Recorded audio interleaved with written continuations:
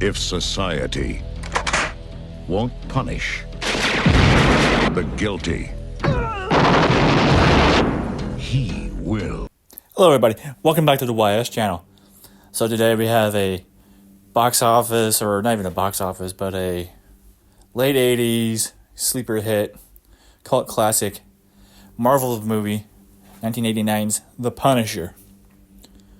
So for those of you who are unfamiliar with the comic book and everything, The Punisher, it's a Marvel comic similar to Batman, whereas the main character, Frank Castle, he witnesses the murder of his family, and then basically that triggers him, motivates him to become the vigilante hero known as the Punisher.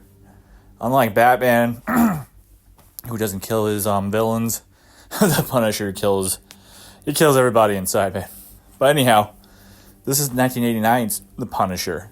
So that takes some liberties. It was made in the 80s, and it stars Dolph Lundgren as the Punisher, or as Frank Castle. And then, of course, just like with the comics backstory, he's seeking revenge for the death of his family. But other than that, where this movie gets really interesting is pretty much it's with a lot of these 80s movies.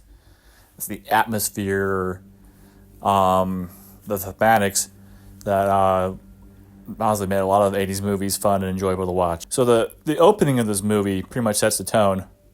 Again, same backstory as it played out. Frank Castle witnesses the murder of his family, and then blah, blah, blah. That's how we all get sucked in to the psyche of the Punisher, right?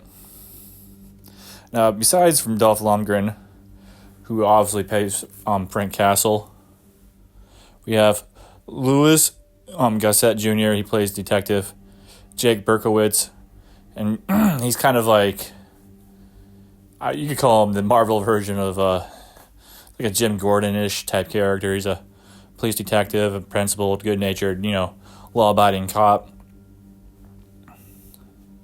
And he's kind of like the moral compass. He's kind of like the character that keeps the Punisher grounded, so to speak. And then, of course, no good 80s classic hero movies complete without its formidable villain.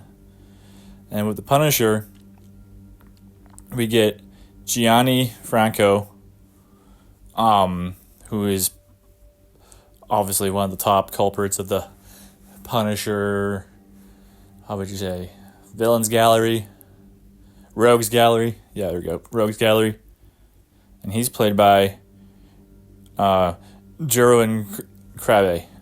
Anyhow, Franco is a ruthless, and he's conning mob boss, right? And I want to say it's also the same mob boss who was like in the early 2000s remake, or not remake, but reboot of the Punisher franchise. I think that character was played by John Travolta, but I'd have to double check on that one. But anyhow, long story short, all the plot, everything coincides with the Punisher running into Franco's goons throughout the movie, and he just wastes them left and right, 1980s style. It's gory, it's bloody, it's over the top, and it's fucking amazing.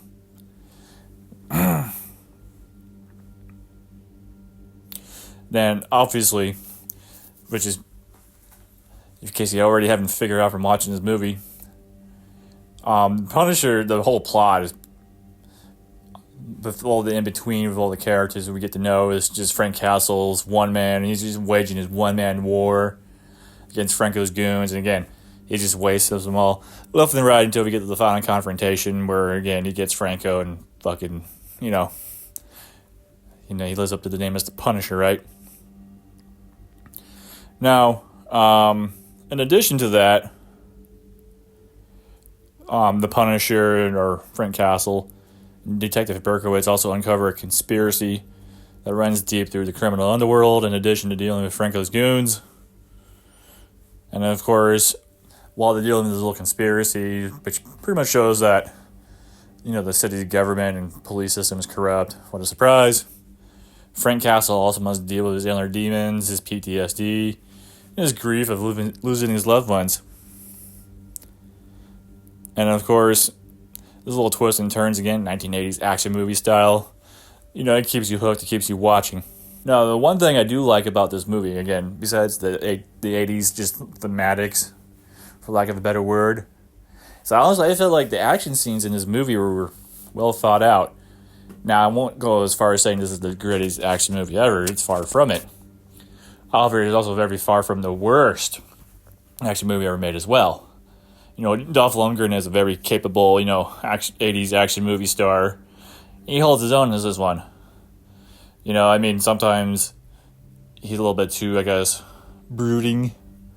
You know, and it kind of weighs down the movie a bit. But other than that, you know, if you just want a 1980s beat-em-up action thriller, 89's Punisher is the movie for you. Now, with that said, some of the minor changes that are obvious throughout this movie. The biggest, most obvious one is Frank Castle never wears the Punisher skull logo on the costumes or the outfits he wears throughout the movie, which is pretty much the trademark of the character. He either wears like a black shirt or black sweater with the skull on it. And you know, it's undergone like minor changes and variations throughout the years, but that's his trademark, right? That is not present in the movie.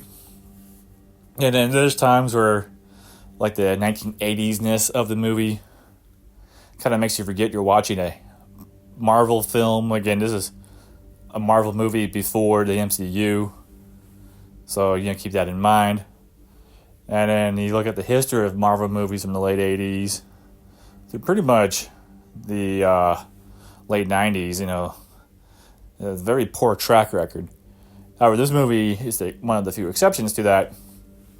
It's actually a fun, decent, all-around movie to watch.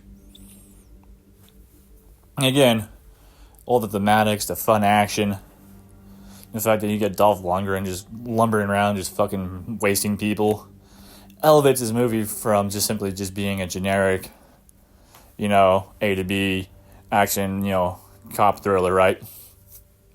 Just throw a little bit of Punisher paint over it, and you got a fun movie. With that said, for those of you who haven't seen it, I do recommend that you give it a watch. It's interesting. It's fun. You know, I would go as far as saying it's cool. But other than that, until next time, thank you for watching.